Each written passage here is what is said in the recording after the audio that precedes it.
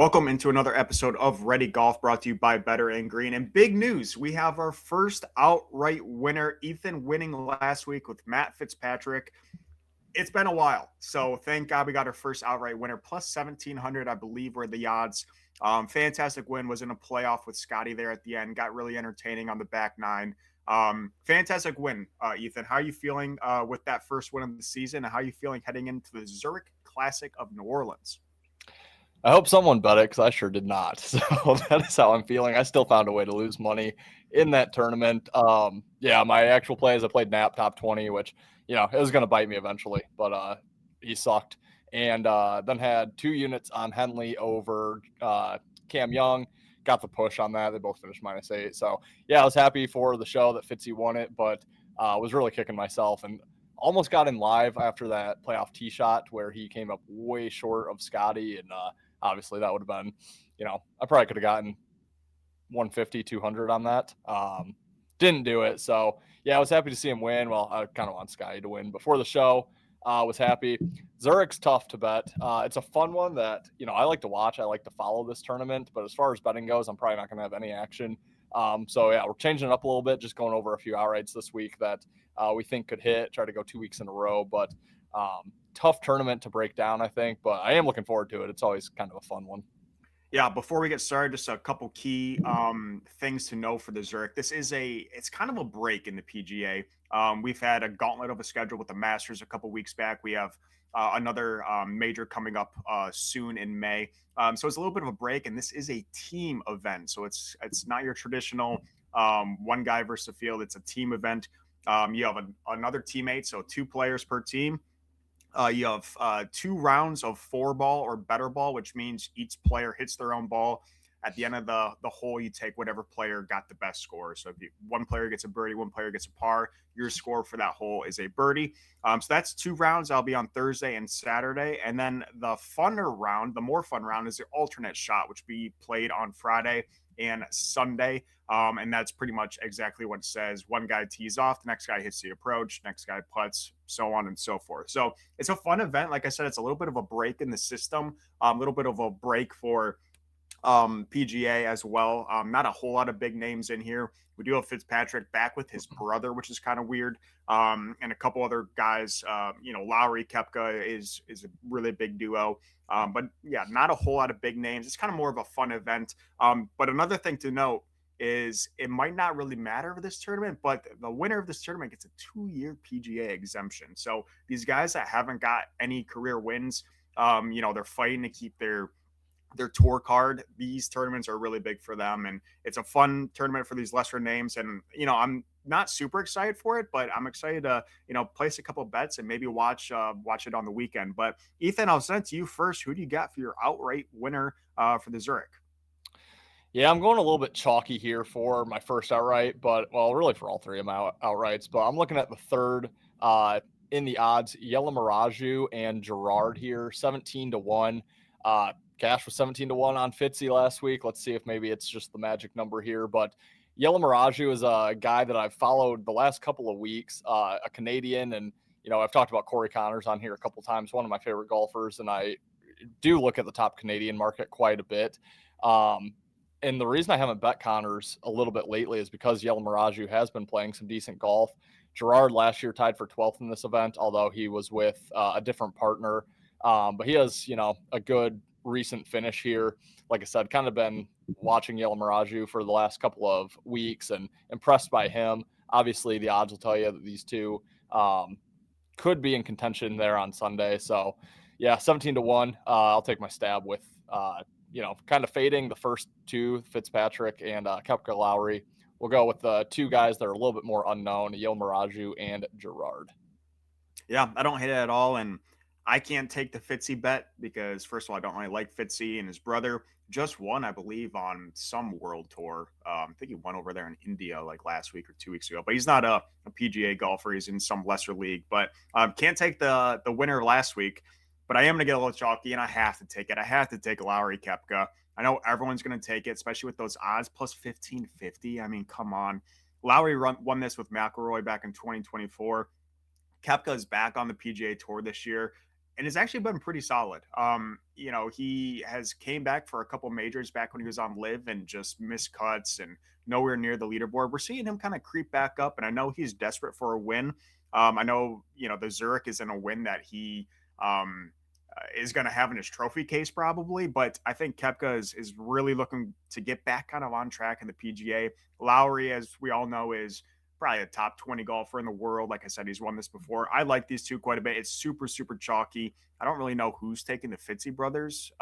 Maybe because Matt had a great tournament last week, but I think everyone's going to take Lowry Kepka. So I hate to get that popular, but I have a hard time seeing if they're both on. I have a hard time seeing them not losing. They're the best duo in the field. I got to take a shot on plus 1550 there. How about your next pick there, Ethan? Yeah, your hope with that is that Lowry plays lights out Thursday through Saturday, and then Koepka carries him on Sunday, because we've seen Lowry Sunday not so great. But yeah, my next one also a little chalky, and I think this one's going to attract public attention as well. But Aaron Rai, Sahith Theegala, these guys have played 2 years in a row now together at this tournament, so it's their third time playing. Like the chemistry there, plus 2150 on them to win. But yeah, as far as like notable names go, obviously you have the top two, Fitzpatrick's, Koepka, Lowry, and then I think kind of your next group of really noticeable names would be the Aaron Rai, Sahith Theegala.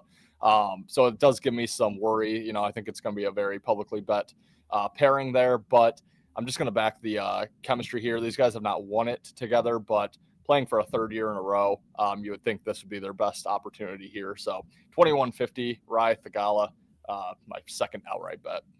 Yeah, the two American Indians, not Native Americans, but the American India, the country. I like it. I like it quite a bit. They do have a very different play style, so I'm interested to see how that will do in the alternate shot. Aaron Rai, much more of a accurate approach player, and Theegala just smacks it off the tee. So I'm interested to see how the alt shot works. But yeah, chemistry's there. And maybe that will benefit them. I don't know. My second pick here is, I think they're like fourth on the odds, and kind of two guys that just aren't super well known. I'm taking Michael Thorbjornsen and Carl Phillips at plus 1950. These guys played together last year, came T4 at the Zurich. They also played 4 years together at Stanford. So quite a bit of chemistry here. There's a reason they're that high up on the odds. Don't really have that much else about them. I think they're two fantastic golfers. We've seen Phillips, who last year was always a guy that was dead nuts last in the odds, and he's kind of creeped up leaderboards this year. And then Thorby Boy has had a pretty solid year this year. So I like the chemistry. I like how they played last year. I think the odds are a little bit telling with two lesser known names getting fourth or fifth best in the odds. I think it's worth a shot for me at plus 1950 for Thorbjornsen and Carl Phillips, Smitty Warbenman Jensen, and Carl Phillips there. Ethan, if you do have a third pick, I don't know if we said how much we're going to do. I do have one more pick. If you have another one, let me hear it. Yeah, we are hitting all the names here. Yelmaraju, Thorbjornsen, and we'll go with Haotong Lee and Jordan Smith for my third and final pairing here, 24-1.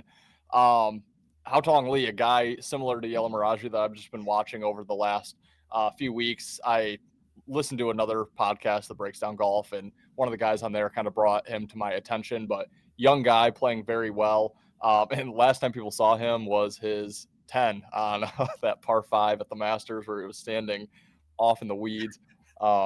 So I don't think people are going to be too excited to bet on him, but he finished the Masters +1, even with that incredible blow up on the back nine there. He was playing very well. I think he was in the top 20, if not even the top 10 at one point late in the Masters. So good young golfer that I have my eye on. To be honest with you, I don't know too much about Jordan Smith, but more of a play on Lee here. And I think the price is telling that, this will be a decent pairing, and I just don't think they're going to get a lot of public attention, because I think if anyone remembers anything about Haotong Lee, it is that picture of him standing in the middle of nowhere at the Masters. So I'll take a stab at Lee and Smith. Yeah, hopefully the 13 at Augusta is not in play at TPC Louisiana. Yeah, he was in the woods, and then the next shot, you don't even see him. You just see him all come out of a bush, and then he puts it into the water. But yeah, I mean, he's playing. Besides that, honestly, 2 holes in the back, he was lights out. I think he was like -7 or -8. He was paired with Scotty in that final group on Sunday, and we all know Scotty finished second at Augusta, and Haotong Lee was like -7. The next time I saw him, he was +1. So couple blow up holes, but again, you got a partner to kind of calm you down a little bit, kind of take a little bit of the stress off. I don't hate it at all. My last bet, it's not going to hit, but I got to take it. The two young bucks here, plus 7,000. Blades Brown, Luke Clanton, sign me up. I mean, I think Blades is 19. Luke was the AMI winner in 2024. Two guys that, like I said, a 2-year PGA exemption. If you get a win here and two young guys fighting to keep their PGA Tour cards, I got to take it. It's not going to hit. There's a reason it's 70-1. But it's a super fun bet to root for. Two very likable guys. I mean, if your name's Blades Brown, you're not a PGA Tour. I mean, what are you doing? What a fantastic name there. And then Luke Clayton, like I said, I think he was last year. I think he was in contention for the waste management. I think he even made it to Augusta last year. But two very, up and coming young bucks. I got to take it just for fun. Plus 7,000 again. It's not going to hit, but throwing a couple bucks on that might be a fun way to spend your weekend with the Zurich Classic. But Ethan, anything to add here before we sign off for another episode of Ready Golf? Yeah, Blades was either meant to be on the PGA Tour or on the golf course cutting the grass with that type of name. So, yeah, he got the better of that turnout there. But, no, it should be a fun tournament. Like you said, kind of a week off here. So, different format. We'll see if we can get lucky, hit another outright here. But next tournament that we film will be more of your normal breakdown. But, yeah, looking forward to just kind of a fun team tournament this weekend. Yeah, like I said, Ethan with the outright winner last week of the Fitzy, we see we can go 2 weeks in a row. We do have a great stretch of golf approaching. I believe we have the U.S. Open in 3 weeks, 2 weeks, something like that.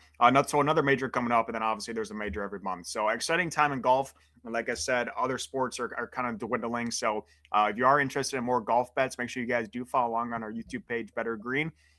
And then also we do cover a bunch of other sports. Ethan's posting daily MLB videos, daily NBA videos. We have playoff hockey going. Ben and Bobby are doing their UFC stuff as well. So we're covering it all over here on Better and Green. Make sure you guys do subscribe if this is something you're interested in. And until next time, we'll see you guys for another episode of Ready Golf brought to you by Better and Green.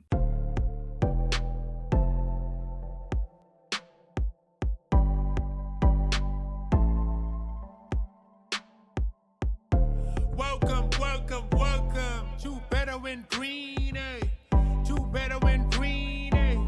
To Better and Green, eh? Listen in and cash out, that's what it's all about. Come on, let's make cash now.